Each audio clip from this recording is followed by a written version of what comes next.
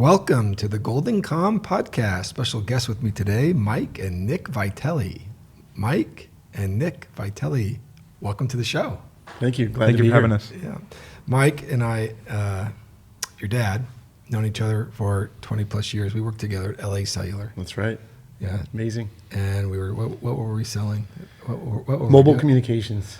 Yeah. Everything from being in the middle of a field to get a connection to a police car, to a fire station, or to a fire truck. Yeah.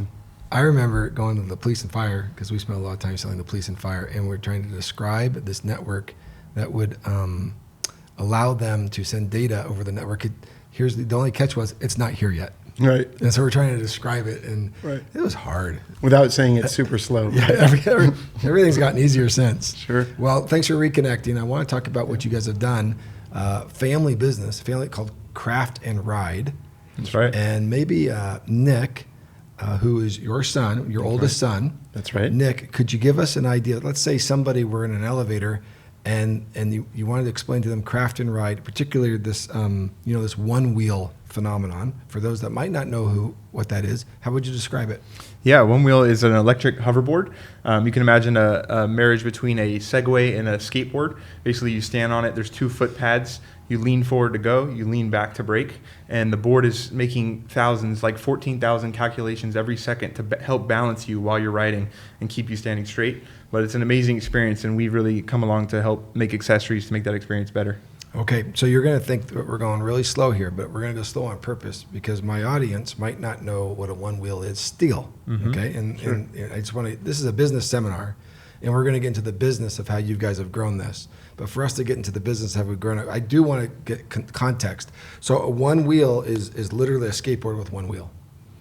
It's But it's you motorized. can imagine a But it's skateboard, motorized, yes. right? Yep. And a big go-kart tire in Yep. the center. Yep. And you got 2 foot pads on each side of the tire, Mm-hmm. and you stand on the foot pads, and you're standing vertically. Yep. And I've Yep. seen them, right? Some Mhm. people who are watching this. I promise you, some people who watch this don't know what this is. Yeah. And then it's electric. Yep. And you can move around, and it's pretty enjoyable. Mm-hmm. Okay. And then you guys do not make those. We do not. You guys make accessories that attach to that. That's all right. Are there a lot of one-wheel riders? There are. There's almost 500,000 one-wheel riders in the world. 500,000 one-wheel riders. Okay. And where are those riders? Are they? Yeah, majority of them are in the U.S. A lot of them are internationally, but One Wheels are a believer in 130 plus countries around the world. Okay. Okay. So let's say, Mike, you are older than your son. That's How right. did you get into the one-wheel program? The older guy actually shared it with the son, but we rode electric skateboards together, Yeah. early on, and this Kickstarter campaign came about One Wheel. We saw the Kickstarter campaign, and I said, I have to have one of those. Kickstarters where you bring your company to help others find Just like an new internet technology. IPO. That's Like right. Yeah. So That's right. so One Wheel did the Kickstarter. One Wheel did the So Kickstarter. you were watching this before One Wheel, like the manufacturer that we know today as One Wheel. They That's did right. a Kickstarter. They did a Kickstarter. That's a They were Kickstarter one of the success. largest Kickstarter campaigns, north of $1 million funded, I believe. And what year is this? This is 2014. Okay. And so they've existed for more than 10 years. They just had their 10-year anniversary. And so I saw that after riding electric skateboards with Nick, and I said, we've got to get one of these things. So we got one. Did you do Took the a little- Kickstarter? I'm sorry. Did you pony up? I didn't do the Kickstarter. We actually bought through the website, like Okay. right after the You didn't Kickstarter. So invest. very early on, no, we weren't. Okay, but this is where part you of saw that. it. Okay. Yeah. So we bought from the website. We probably got ours not long after everyone from Kickstarter got theirs. There might have been some advantages to that, bugs being fixed, things like that. But I remember the first day I took Nick to a Starbucks parking lot, and he took off. I couldn't stop him, and that was, I'll leave the rest for later, but it was amazing. And ever since every chance we can get, we're busy now quite a bit, but we ride every chance we can get. And obviously we're testing products and things of that nature. So we ride as much as we can. How good is this? Do you like that? Yeah. Super Spend fun. time with your son. Absolutely. Build a business with your son. Ride with your son. Yeah, to this day, we still ride, and mom follows on the bike, and we ride in all the groups with the whole community across the country. Were you a skateboarder? Like, were you doing the pools, Yeah. like jumping from house to house? And Yeah, doing so to sort of skateboards? take it back to the beginning, Yeah. I did skateboard, all the board sports, Yeah. living here in California, growing up, rode a skateboard from the beginning. The whole concept of Craft&Ride was, how do we develop products that make the experience better? And so we developed a foot pad, which was a concave foot pad, because if you think back to when you were skateboarding, skateboarding was all about that concave shape. And it's really around the heel to toe functionality and better control. And from a one wheel perspective, it's about better comfort in addition to control. And a lot of riders in the beginning have what they call foot fatigue, because out of the box, most of the foot pads are flat. And so we developed the first ever concave foot pad. And that started with a wood foot pad, and it's evolved now to polyurethane. And there's a whole bunch of technology in that. But we're actually about to be delivered a patent across all one-wheel platforms for that, what we call the air pad. It's a concave polyurethane foot pad. And so... so if one wheel were a sneaker, you built a shoe implant. Yeah, that makes a better sole. A better sole, right? Sure. And so and how long were you writing this before? Who came up with, Dad, we could make this more comfortable, or son, we could make this more comfortable? It was sort of both of us. Was it? Yep. Yeah, we just writing, and as entrepreneurs, we're always thinking, how can we improve the experience of the products that we're using? And so writing the one wheel, like Mike said, the first thing we thought of was we can make a better foot pad, and so we started with that. That led into more products, more ideas, partnering with people within the community, and creating a store that now has over 100 plus products for the one wheel. So fast forward to today, there are 100 SKUs on your website. Yep, thousands of variations. Thousands of variations. We call that SKUs, and then variations of those SKUs. Yep. Colors, sizes, designs, variances, maybe we call it. Yes. And so let's talk about that. Let's talk about that, because that's interesting. You guys don't have any stores, right? You guys are a direct-to-consumer, really e-com company, and you make aftermarket products for the one wheel. That's right. Okay, and this business is feeding the Vitale house. You guys are capable of making a living plus with this. Is that right? Yes, that's right. So that's pretty cool. Can we break down how you did it? Yeah, for sure. Okay, so what was your first online store? The first online store was Craft&Ride.com. Okay, and what was it built on? Built on Shopify. What year was that? 2017.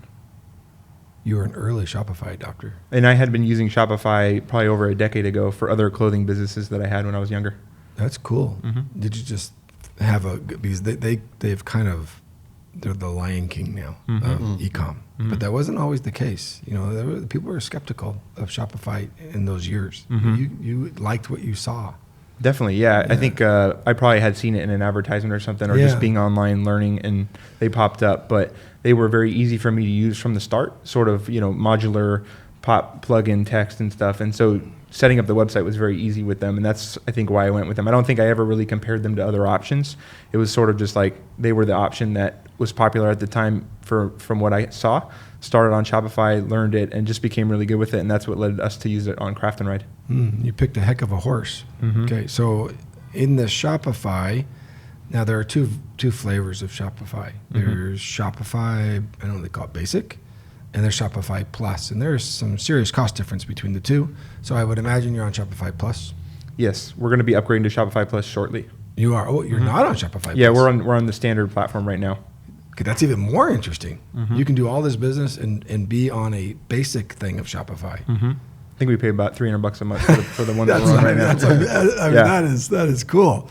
Do you know what you might be missing because you're not going to Plus? I think that there's some things on the checkout. There might be some things on inventory, but I'm not really. I'm not even sure. I should know this. Yeah, for sure. There's some customization things that open up with Shopify Plus. You can customize the checkout, more access to certain apps that give you more capabilities on the website. I think there's some fee differences and stuff that sort of make up for the price, and that's why we're going to probably be upgrading soon. But But yeah, that's pretty much the main difference. That's pretty cool that you don't even need Shopify Plus to run a big time store. That's right. That's cool. Okay.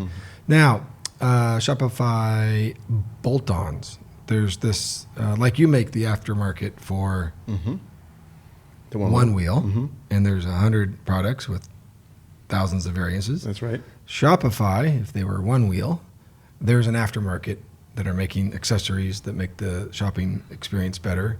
And what is that aftermarket called? It's called the App Store. The App Store. Yep. Okay. And so how many different accessories do you guys plug in there? There's probably about 10 to 15, I think, that we use. All right. Yeah. Okay. What are maybe one of your two of your highlights, your 2 or 3 favorites of the plugins? I think one of my favorites is called Judge.me, which is basically an app that allows you to send emails to your customers and ask for feedback after they've purchased. And those customers can then leave a review, and that feedback goes right back onto your website. It helps the feedback loop with you as a company to make your product better, understand what your customers are asking for, But I think most importantly with the Judge.me app, they provide so much value. I think the app probably costs like $15 a month, but we have over 15,000 reviews on our website that have been driven by Judge.me from our customers, and that helps to lead more sales for new prospective customers as well. So the Judge.me is a review app, and you plug that in. And I would imagine that the reviews are quite good because I know your dad on how he feels about customer service from when I worked with him in the tech field. So this company of yours, I would imagine that there needs to be a customer service component to it. So is there any like, we just read a book called, it was a book about that guy who ran the best restaurant in the world. It's called, I can't remember the book name. I'll come up with it later. Okay. But I love customer service stories, right? And Sure. we used to have some great ones when we were growing up. That's so right, that's any right. customer service tips you can give us, or little Yeah, I think for sure. I think, out of the box, you may have seen one of the things that we pride ourselves on is we write a note to every single customer when they receive their order, from the first order to their 50th order, whatever it may be. But also being in front of those customers any chance we can get across the country. We attend events, so get down to the grassroots level and be in front of them. I think a lot of companies today, they turn off messaging, they turn off text, they turn off things to not let you even make a phone call. We try to be front and center in every way that we can. Nick has his personal phone number on the website. It's been that way since day one.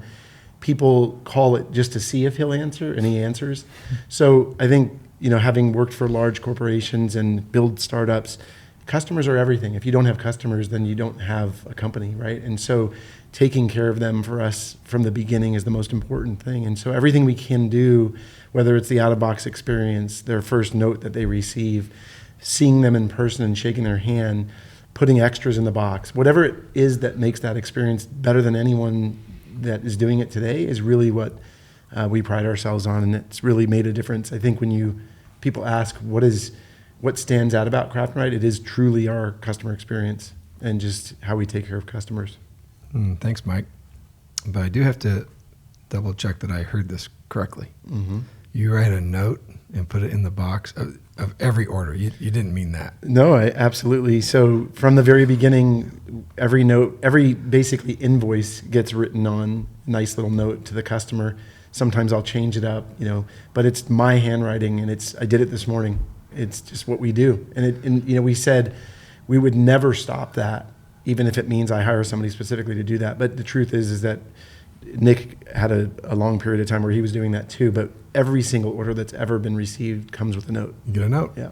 That's So right. Hundreds of thousands of orders. I was going to ask you, do you have a idea of how many notes that you've signed? I would say soon approaching a couple 100,000 So Yeah. cool. across all platforms. What a great story. Yeah. Well, what happens when you sell through the marketplaces? Like when you sell through the channels, like how you Yeah, I get mean, those notes?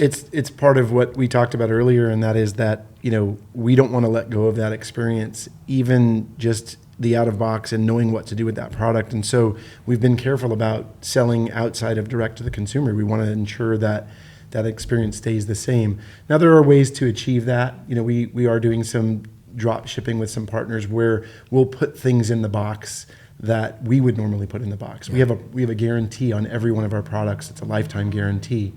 And so there's a card that goes in every box that reminds you that what you're buying is guaranteed for life or for the life of that specific product. So, there's ways to still continue that, maybe not at the personalization level of the note, but that's part of what's kept us to be direct to the consumer and Craft&Ride only. We can't control that. We're a store in New York wants to sell our stuff, and we're not going to say no to them, so we'll let them do that. Mm-hmm.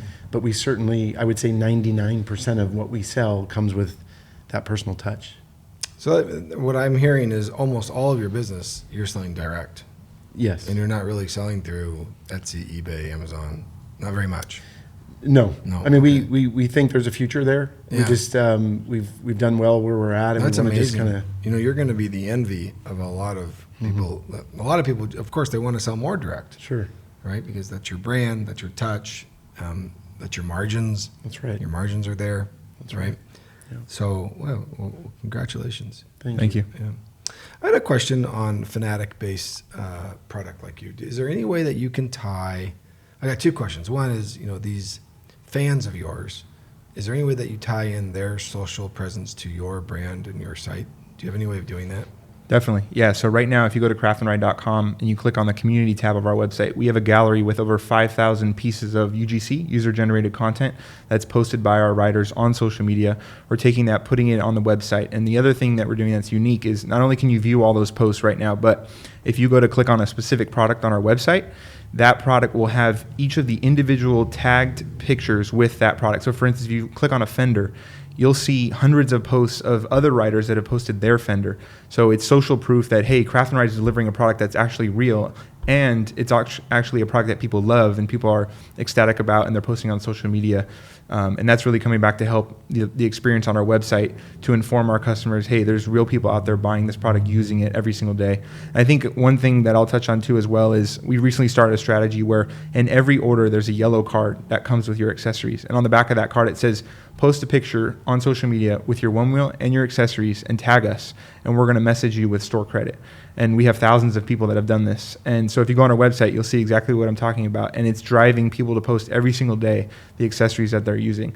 And so what happens is when you go online and you're on Facebook, you're on Instagram, you're on Reddit, these communities where other one-wheel riders are, specific one-wheel groups, every rider is posting every single day their accessories in that group. And so when you have tens of thousands of other new riders in these groups that see, hey, this guy just got his fender from Craft&Ride, then they go and look it up, they find our website, and we're driving tons of new customer acquisition through this strategy. And it works fabulously for us. And the great part is that the store credit then encourages that rider to not only share our accessories, but come back and buy a second time. And we have customers that have come back and bought over 50 times from us. So it's pretty incredible strategy that's worked well for us, and we're really looking to increase that and figure out ways that we can give back more to our customers. So the acronym that I pulled out of there was UGC, user generated content, particularly in the social platforms, where after getting a product with a handwritten note and then a card that says, if you do this for us and support us, we'll support you, to the tune of a store credit. That's right. Wonderful. It just kind of warms my heart. Yeah, that's awesome. That's cool. That's just way to go. Way to go. So many people are asking how to build communities. This is how you do it. This is one way to do it, right? You said Reddit. That's an interesting. Is that a new place for you to be putting ads, or have you always been putting ads? I read that Reddit and Google did a deal together, and I see more Reddit on the Google organic searches now, which I think is part of their deal. Maybe a little bit about Reddit and if that's making up any volume or material traffic for you. Yeah, Reddit is huge. So as you just said, organically through SEO, Reddit's popping up. So when writers are just looking on how-tos, how to install a tire, how to do this, what's the best product, what's the best accessory for my one wheel, Reddit's popping up. It's one of the most clicked on platforms. And so we've been in Reddit for many years. I think there's about 60,000 writers in the Reddit right now. But we've been on that Reddit for many years, since the beginning. And we're constantly in there answering questions, making posts about new products, making posts about giveaways. We're constantly giving away a product to the community. And that community is really a ton of writers that are very interested in the intricacies of accessories, of one wheels themselves, just discussing it every single day. There's people in there talking. And so areas like that, Facebook groups have the similar characteristics where people are just congregating and talking about one wheel all day, every day. And so when Craft&Ride is in there helping people out, responding, answering questions, it just goes back to how much we care about the customer and delivering on that customer experience. Oh, great. That's great. Is Reddit have a paid for piece outside of just responding to the threads? Is there a paid for piece within Reddit? Yes, there is. We've ran some ads on Reddit. You ran some ads, okay. Yeah, it's definitely successful just because you can specifically target the exact subreddit that you're posting in. So, for instance, I can run ads strictly to the one-wheel subreddit, which is 60,000 people, and I don't want it to go anywhere else, and you can do that. And so you can imagine if you spend against that, it's definitely profitable for us. Cool. Okay, so these other social, I would call Reddit a social platform. And then you got Facebook, Instagram, TikTok, or X, yeah. Any way of looking at attributions and seeing which of those platforms are performing better for you from a conversion standpoint? Yeah, we use a third-party attribution tool called Triple Whale, and basically it's tied in with all of our social platforms, and it's telling us, hey, this sale today came from an original click on Instagram, and then somebody clicked a Google ad, and then they bought from you. And so we're seeing the customer journey all along these social platforms, and it's helping us understand where the sales are coming from and where we should be spending more money, where we should be spending less, how much we should increase our ad spend because we're getting a good ad spend return. So yeah, we're using Triple Whale, and that's been really helpful for us over the last few years. You don't mind me just asking you questions, do you? Nope. Okay. That was awesome. So how about retargeting? Is there any way that you look at your traffic, and there's any way that you set a retargeting budget, or do you, in the school of unlimited, I'll take as much retargeting as they can give me? And then also a little bit about the marketing calendar, how often you swap out your creative. Yeah, for sure. So in terms of retargeting, like I said, there's about 500,000 one-wheel riders in the world, and not all of them are online. So you can imagine it's a niche community. There's not a ton of people that are on Facebook, Instagram, specifically with one wheels. So what we find is that the ads that we're running are mostly retargeting ads, but we see that they're working because the lifetime value of our customers is high, and customers come back on average and buy 3.5 accessories, every customer. And so we know that although we're retargeting and spending a lot of money on retargeting, it's influencing those customers to come back and buy from us. So a lot of our budget is retargeting. We do some prospecting. We do try and target like electric markets, like e-bikes, skateboards, stuff like that, because those are similar customers that may eventually buy a one wheel and then would buy Craft&Ride accessories. But for us to spend money on trying to convert people to the one wheel community first is just too expensive. So we try and go after the one wheel riders and specifically target So them. the retargeting, I think, is a no-brainer. Do you budget it, or do you say I want as much as I can get of it for retargeting? Not similar audiences, so not people that have danced around your site, but the people that have been to your site. The actual. Do you do an unlimited budget, or do you set a budget on that? Yeah, it's about 80% of our ad spend. Yeah. We're doing retargeting. Obviously, if it was a market like trying to sell a bicycle and there's millions of people out there, we'd probably spend less on retargeting and more on prospecting. But for us, we're finding a great return on retargeting. Cool. All right. Well, geez, I guess the one part that we'll talk about here, just for the who of it, is shipping. It's just a piece of the action, which is it's almost like a 4-letter word, ship. Yep. Right, because Amazon's trained us that we shouldn't have to pay for that, right? So what? I mean, that's just not true. But that's what they've trained us, right? That's right. In the old days, in the economic courses, we would call that maybe dumping, which is selling a product for less than it's worth to drive your competition out of business, right? And then raise the price when you're it's called dumping. And to me, Amazon has a bit of a dumping with free shipping because it's hard to compete with free shipping. Right. So how do you guys handle that? Yeah, so I think one thing to share that we've done well is once a quarter we offer worldwide free shipping. So we feel that we're driving a lot more volume during those periods. People that are buying from Australia are putting more in the box in their checkout, and ultimately it enables us with driving more sales to be able to afford to pay for that additional shipping. Obviously, there's cases where you lose money, where you might break even in some. But it's been successful for us because we see a large influx of sales during those periods. And again, it's about 4 times a year that we actually do that. And there's also periods where we do that based on a number of spend. So if you spend X, you get free shipping. But it is tough, to your point, where people have Prime. The advantage I think we have is we have a lot of unique products. Many of them are our own where they're not on Amazon. So they can't just go buy it there and get free shipping. Right. So we have I think that's what's unique about our market is that we have many things that others don't actually sell, even on Amazon. Right. Yeah. And what's your shipping carriers? And how do you integrate that with Shopify? Yeah, we use USPS and UPS. A lot of our stuff is between 1 to 10 pounds, so USPS is most economical for us. But yeah. In between that, we leverage Shipstation in terms of the overall back-end process for processing orders. Yeah, Shipstation's been huge for us. We've been using them since the beginning. Basically, an order comes into Shopify, goes into the Shipstation platform, and it's where you view all your orders. You can create a shipping label. You can make changes to the order. But that's really been our database to have all the orders in one place and fulfill them.